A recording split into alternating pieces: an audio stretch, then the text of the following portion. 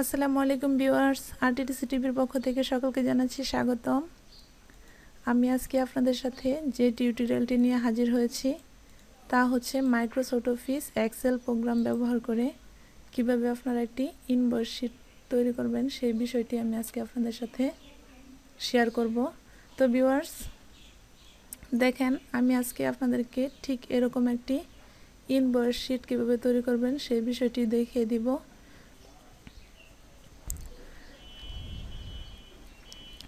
তো ভিউয়ার্স, তার আগে বলে নেই ইনভয়েস কি। ইনভয়েস অর্থে হচ্ছে চালান। কোনো কোম্পানির বা প্রতিষ্ঠানের দৈনিক হিসাব নিকাশের যে ফরম্যাট তাকে মূলত বলা হয় ইনভয়েস। তো ভিউয়ার্স, আপনারা যদি আমার টিউটোরিয়ালটি শুরু থেকে শেষ পর্যন্ত দেখেন তাহলে আপনারাও এরকম সুন্দরভাবে একটি ইনভয়েস শিট তৈরি করতে পারবেন। চলুন কথা না বাড়িয়ে আমরা দেখতে থাকি এরকম একটি ইনভয়েস শিট তৈরি করা। এরকম একটি ইনভয়েস শিট তৈরি করার জন্য আমরা প্রথমে একটি ব্ল্যাঙ্ক শিট ওপেন করে নিলাম। এখান থেকে আমরা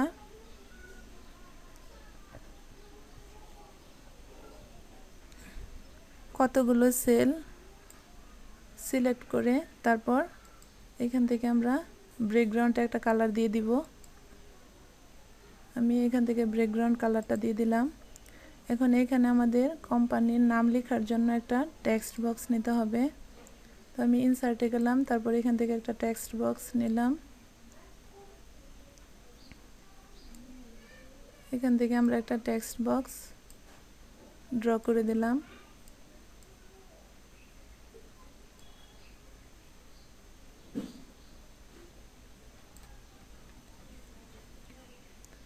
এখান থেকে আমরা মিডিলে দিয়ে দিলাম, তারপর এখান থেকে সেন্টার করে দিলাম।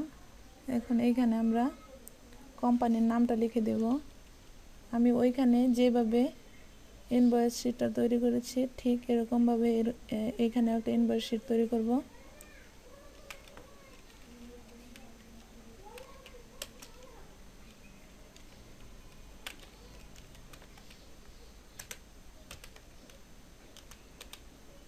Reverb company. আপনারা যে কোম্পানির জন্য বা প্রতিষ্ঠানের জন্য ইনভয়েসটা তৈরি করবেন সেই কোম্পানি বা প্রতিষ্ঠানের নাম এখানে দিয়ে নেবেন। তারপর এখানে আমি একটা ব্যাকগ্রাউন্ড কালার দিয়ে দিব। এখানে একটা ব্যাকগ্রাউন্ড কালার দিয়ে নিলাম।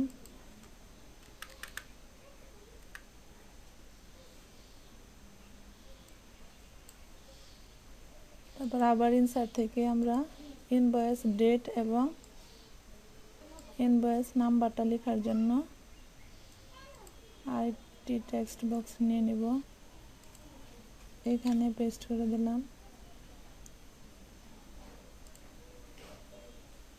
এখানে লিখলাম ডেট।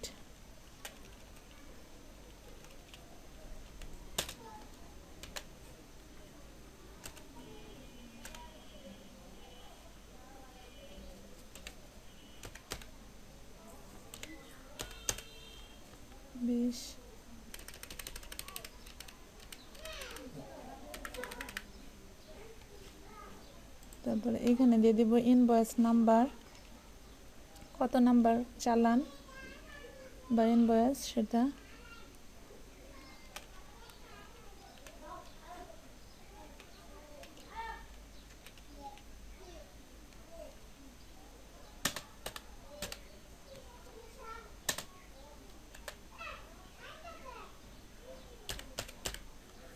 এক।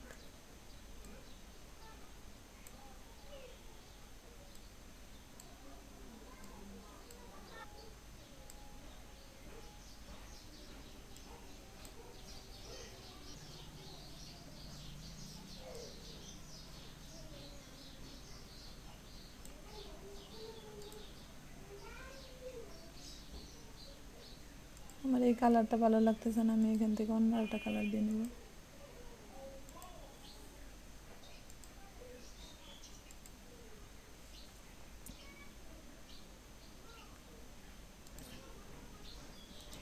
এখানে আমি আরেকটি টেক্সট বক্স নিয়ে নেব।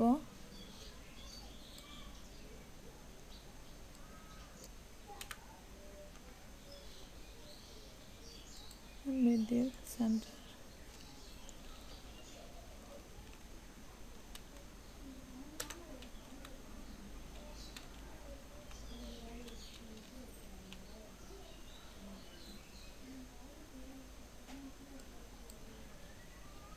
এখান থেকে ফ্রন্ট সাইজটা বড় করে দেব।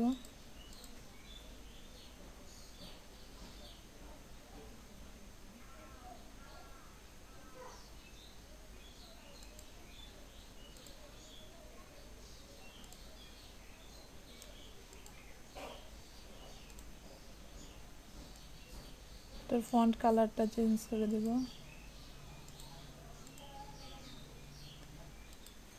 এখন আমি এই ঘরগুলোতে বর্ডার দিয়ে নেব। বর্ডার দেওয়ার জন্য প্রথমে ঘরগুলোকে সিলেক্ট করে নিলাম, নেওয়ার পর আমরা ওয়াল বর্ডার দিয়ে দিলাম। এখন এখানে আমি serial number, product name, quantity, তারপর হচ্ছে ইউনিট প্রাইস, রিমার্কস লিখে দিব। তো ভিউয়ার্স, আমার টিউটোরিয়ালটা যেন লম্বা না হয়ে যায় এই জন্য আমি এইখানে ওই শীট থেকে কপি করে নিয়ে আসবো। এই শীটটা থেকে, যেহেতু আমরা এরকমই একটা ইনভয়েস শীট তৈরি করা দেখব, সেজন্য আমি এইখান থেকে এই ইয়েগুলা কপি করে ওই শীটে নিয়ে যাব। তো প্রথমে আমরা কপি করে নিলাম Ctrl+C দ্বারা, তারপর এখানে এনে আমরা পেস্ট করে দিব।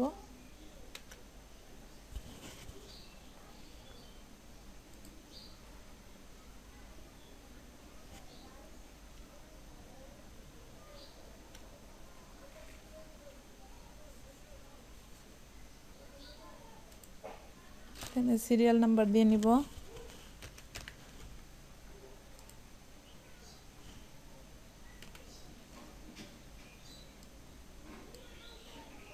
এই দুটাকে সিলেক্ট করে ড্র্যাগ করে ধরে নিচের দিকে নামিয়ে দেব। এখানে প্রোডাক্ট নেমগুলো আমরা এই শীট থেকে কপি করে নিয়ে যাব।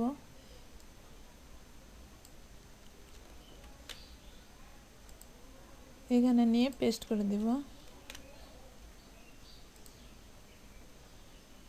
কোয়ান্টিটিটিও আমরা কোয়ান্টিটি এবং ইউনিট প্রাইস এই দুটাকে আমরা কপি করে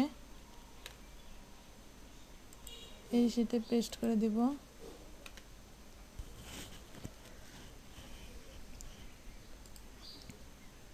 এখন ভিউয়ার্স দেখেন, আমরা এখানে সিরিয়াল নাম্বার দিয়ে নিলাম। তারপর এইখানে প্রোডাক্ট নেম বিক্রি হয়েছে সেই প্রোডাক্টের নামগুলো এখানে দিয়ে নিয়েছি। এখানে ভিভো মোবাইল, সিম্ফনি মোবাইল, তারপর হচ্ছে বয়াক মাইক্রোফোন, এলইডি মনিটর। তারপর এখানে এটা হচ্ছে কোয়ান্টিটি অর্থে হচ্ছে পরিমাণ, যে আপনার কয় পিস আপনি বিক্রি করলেন। যে ভিভো মোবাইল বিক্রি হয়েছে 5 পিস, তারপর Symphony phone 10 piece, Boya microphone 15 piece, LED monitor 12 piece. তারপর এখানে হচ্ছে ইউনিট প্রাইস, মানে একটা ভিভো মোবাইলের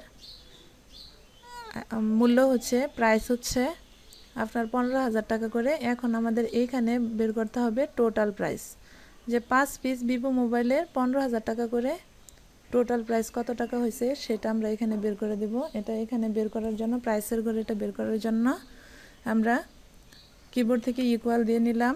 দেওয়ার পরে এই কোয়ান্টিটির ঘরটি সিলেক্ট করে দিব, তারপর ইনটু মানে গুণ ইউনিট প্রাইস, এখন এন্টার। এখন দেখেন আমাদের 5 পিস ভিভো মোবাইল 15,000 টাকা করে, টোটাল প্রাইস হচ্ছে 75,000 টাকা। আমরা একটাই বের করে নিলাম। নেওয়ার পরে এখন এইখানে আমাদের টোটাল প্রাইসটা দেখাবে। এই টোটাল প্রাইসটা দেখানোর জন্য এই দুটো ঘরকে আমরা সিলেক্ট করে এখান থেকে একটু ব্রেকগ্রাউন্ড কালার দিয়ে নিলাম। এখন এখানে আমি লিখব টোটাল টাকা।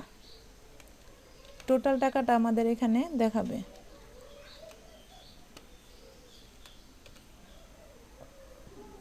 তো এখানে আমাদের একটা সূত্র ব্যবহার করতে হবে, সেটা হচ্ছে সামের সূত্র মানে যোগ করতে হবে টোটাল টাকা আমাদের।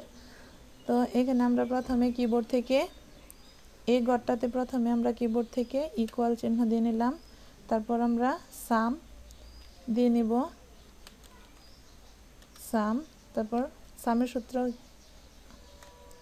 বসিয়ে নিব, ফার্স্ট ব্র্যাকেট ইকুয়াল সাম ফার্স্ট ব্র্যাকেট, তারপর এইখান থেকে এই ঘরটা সিলেক্ট করে ড্র্যাগ করে নিচের দিকে টেনে দিব, মানে এই ঘরগুলোতে যে টাকাটা আসবে সম্পূর্ণ যোগফলটা আমাদের এখানে দেখাবে। তারপর ফার্স্ট ব্র্যাকেট ক্লোজ করে দিলাম, এখন এন্টার দিয়ে নিলাম। এখন দেখেন যেহেতু আমাদের এখানে টোটাল প্রাইসের ঘরে ৭৫,০০০ টাকা আছে, এই জন্য এখানে আমাদের ৭৫,০০০ টাকায় শো করতেছে। তারপর আমরা যদি Symphony phone 10 piece unit price ৫,০০০ টাকা করে এটার টোটাল প্রাইসটা বের করতে চাই, তাহলে আমরা এই ঘরটাকে সিলেক্ট করে জাস্ট ড্র্যাগ করে ধরে নিচের দিকে টেনে দিব, তাহলে দেখেন অটোমেটিকলি আমাদের সিম্পনি ফোনের মূল্যটাও বের হয়ে গেল। তেমনিভাবে যদি আমরা বয়া মাইক্রোফোন, তারপর কোয়ান্টিটি হচ্ছে মানে পরিমাণ হচ্ছে 15 পিস, ইউনিট প্রাইস মানে এক একটার মূল্য হচ্ছে ১,০০০ টাকা করে, এটার টোটাল প্রাইসটা বের করতে চাই, তাহলে দেখেন আমরা এটাকেও ড্র্যাগ করে ধরে নিচের দিকে টেনে দেব, তাহলে আমাদের এটাও বের হয়ে গেল এবং এইখানে আমাদের টোটাল প্রাইসটা দেখাচ্ছে, মানে এই সবগুলোর যোগফলটাও আমাদের এখানে দেখাচ্ছে।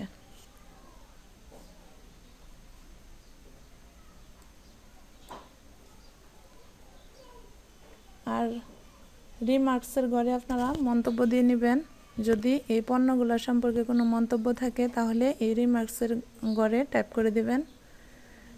তো ভিউয়ার্স, এই ছিল আমার ইনভয়েস তৈরি করার টিউটোরিয়াল। আপনারা যদি আমার এই টিউটোরিয়ালটি শুরু থেকে শেষ পর্যন্ত দেখে থাকেন তাহলে অবশ্যই আপনারা এরকম সুন্দরভাবে একটি ইনভয়েস শিট তৈরি করতে পারবেন।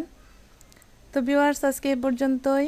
পরবর্তীতে আবার আমি নতুন কোনো টিউটোরিয়াল নিয়ে হাজির হব। সেই পর্যন্ত আপনারা ভালোই থাকবেন। আল্লাহ হাফিজ।